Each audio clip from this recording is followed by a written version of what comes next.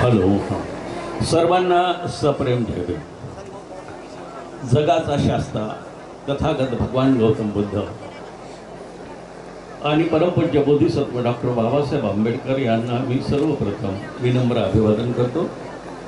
त्याचबरोबर या ऐतिहासिक अशा धम्म परिषदेला धम्मदेशना देण्यासाठी, आपल्याला धम्माचं ज्ञान देण्यासाठी इथं उपस्थित झालेला भिक्खूगण यांनाही माझं त्रिवार वंदन.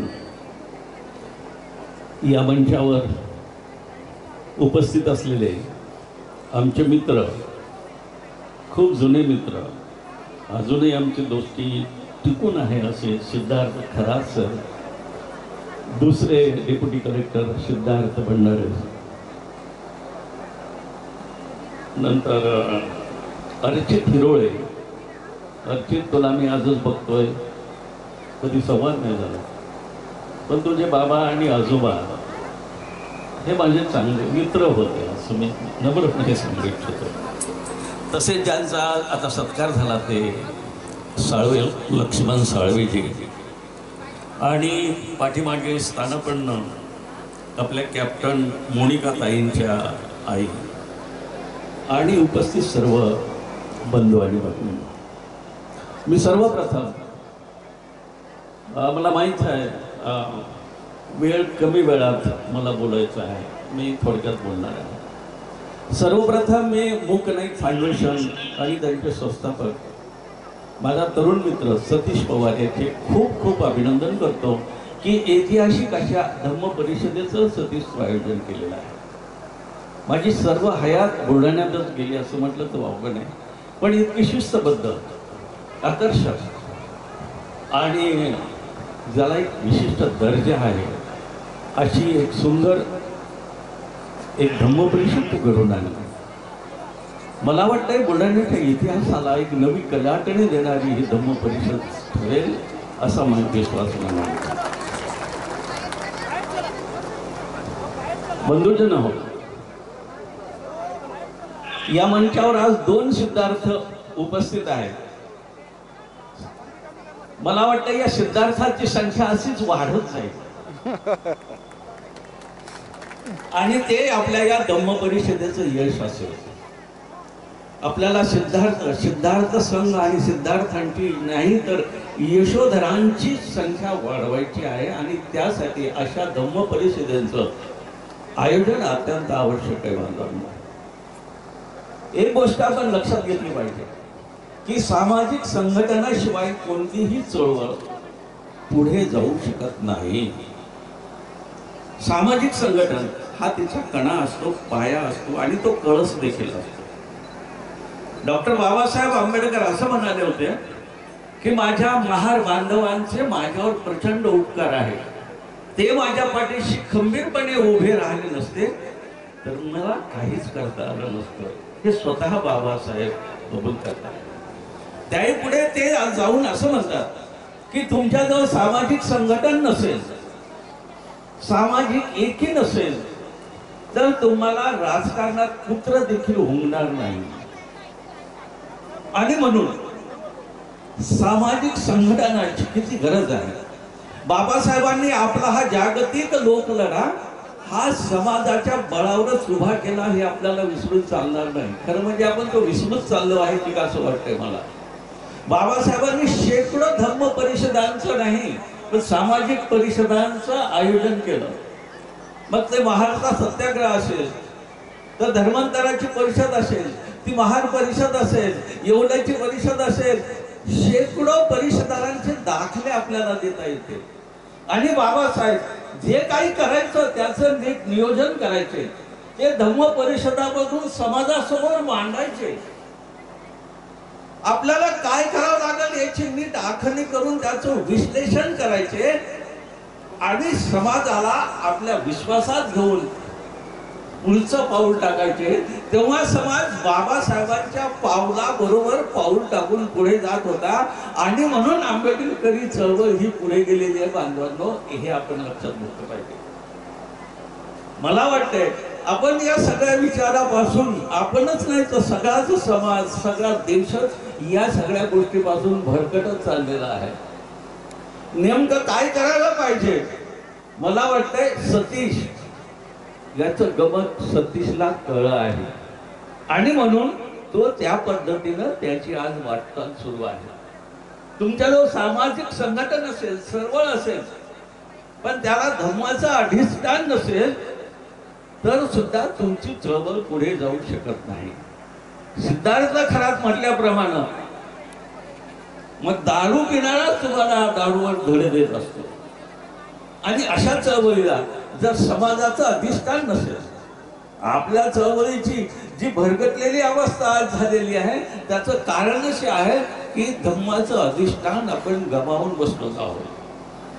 धर्मांतरापूर्वी माणसं धर्मनिष्ठ होते. तो कोणता धर्म? जो बाबासाहेबांनी सांगितला तो त्यांचा धर्म होता.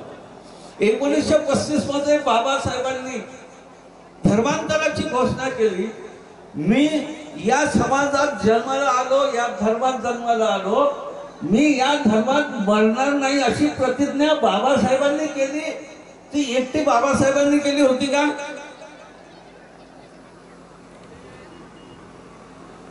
नाही. मला वाटते त्या परिषदेला उपस्थित असलेल्या प्रत्येक माणसाने ती प्रतिज्ञा केली होती की मी आता या धर्मात राहणार नाही, जगणार नाही. आणि मग त्यांचा धर्म कोणता होता? बाबासाहेब सांगतील तो त्याचा धर्म, बाबासाहेब सांगतील ती त्याची दिशा आणि बाबासाहेब सांगतील तीच त्याची दृष्टी होती. हे आपण समजून घेतलं पाहिजे. आणि म्हणून आज समाजामध्ये जी परिस्थिती निर्माण झालेली आहे त्याचं नेमकं काय सोल्युशन आहे हे इथल्या भल्या भल्यांना कळलेलं नाही. ते सतीश पवारला कळलंय असं मला एक नम्रपणे इथं नमूद करायचं आहे. आणि म्हणून त्यांनी धम्माचं अधिष्ठान त्याची मुहूर्तमेढ आज आपल्या सर्वांच्या साक्षीनं रोली आहे. लोकशाही समाज व्यवस्थेत समाजाबरोबर त्या लोकशाहीला धम्माचं अधिष्ठान असलं तर ती लोकशाही टिकते. हे पण आपण समजून घेतलेलं पाहिजे. थोडासा इतिहासात जातो मी, 2 मिनिटं उशीर होईल, पण तो इतिहासाचा संदर्भ अतिशय महत्वाचा आहे म्हणून तुमच्या समोर 2 मिनिटात मी उद्योगरोध करतो. तथागताचा गृहत्याग झाला, त्याच्या मागचं कारण काय होतं हे पुन्हा पुन्हा समजून घेण्याची गरज आहे. कपिलवस्तू राज्यामध्ये लोकशाही समाज व्यवस्था होती. तेव्हा शाख्यांचा संघ होता. प्रत्येक शाखे 20 वर्षाचा झाल्यानंतर त्या शाख्याचा संघाचा सभासद होत होता आणि शाख्यांचा संघ जो निर्णय घेईल त्यानुसार राज्यकारभार चालत होता.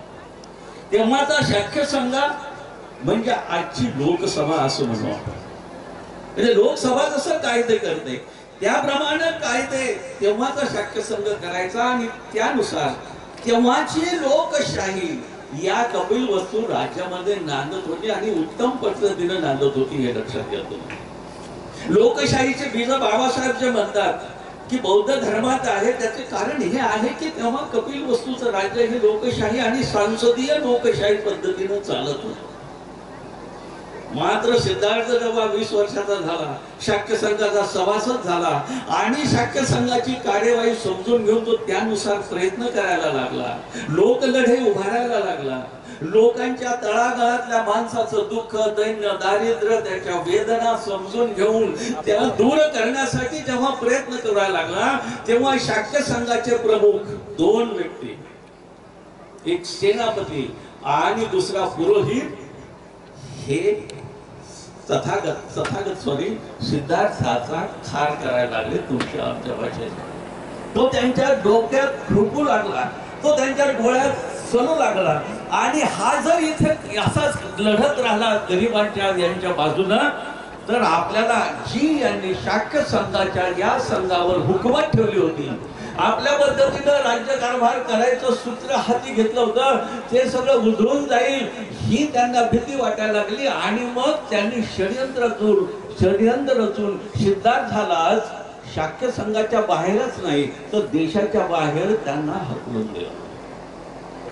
कारण हे होतं की हे जे 2 होते सेनापती आणि पुरोहित यांना या त्यांच्या राज्याचा कारभार आपल्या मनानं एकाधिकारशाहीनं चालवायचा होता. सिद्धार्थ त्यानं सांगितलं शाक्य संघाचं एकमत आहे आणि तू जर युद्धाला तयार नसेल, कोलिया आणि शाक्यांच्या रोहिणी नदीच्या पाण्यावरून तू तयार नसेल, तर तुला युद्धात तू सामील होत नसेल, तर तुला हा देश सोडून जावं लागेल, तुला देशमुक्त व्हावं लागेल. सिद्धार्थ म्हणाला मी मान्य केलेलं आहे आणि मी जाण्याला तयार आहे. तो सिद्धार्थ यशोधरेकडे आला. यशोधरेला सांगितलं वस्तुस्थिती.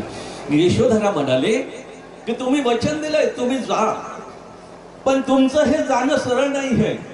इथल्या सेनापतीने आणि पुरोहितांनी कट कारस्थान रचून तुम्हाला या देशाबाहेर हाकलून देण्याचं षडयंत्र रचलं आहे.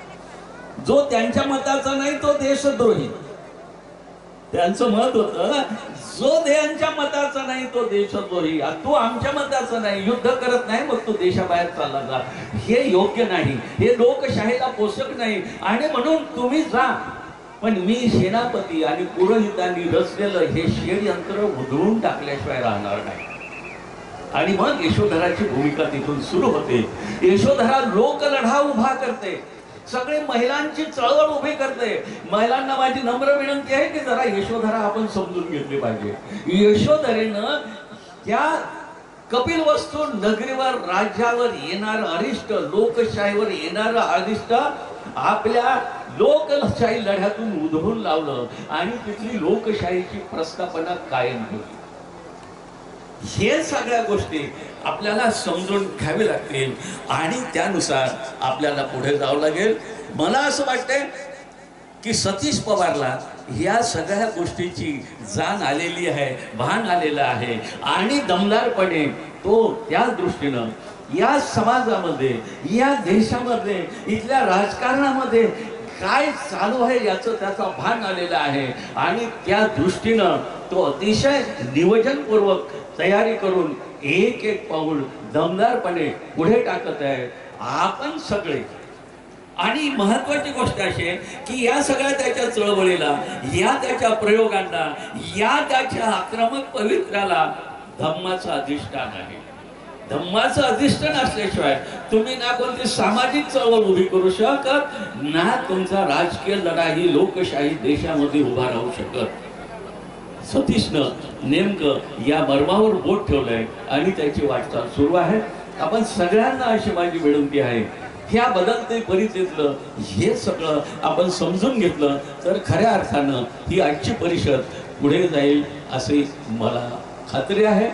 मला सतीशला पुन्हा एक सांगायचं आहे की बाबा रे, तू योग्य दिशेने चालला आणि जेव्हा तू योग्य दिशेने चालशील तेव्हा अनेक अडथळे तुझ्या मार्गात उभे करण्याचे जाणीवपूर्वक प्रयत्न होतील. ही परिषद उभी करण्यात तुला काय काय प्रकारच्या आव्हानांना तोंड द्यावं लागलं असेल याची मला जाणीव आहे. पण तू घाबरू नको. तुला जेवढे अडथळे येतील तेवढं समजायचं की मी योग्य दिशेने चाललोय, माझं ध्येय योग्य आहे, तुझ्या पाठीशी सगळा समाज आहे. त्याच ताकदीनं, त्याच ध्येयानं, त्या क्षमतेनं तू पुढे जाशील. तुला मनपूर्वक शुभेच्छा देतो आणि शेवटी माझा जो सत्कार इथं केला आपण त्याबद्दल धन्यवाद देतो, ऋण व्यक्त करतो, थांबतो. जय भीम, जय बुद्ध, जय भारत. धन्यवाद सर. यानंतर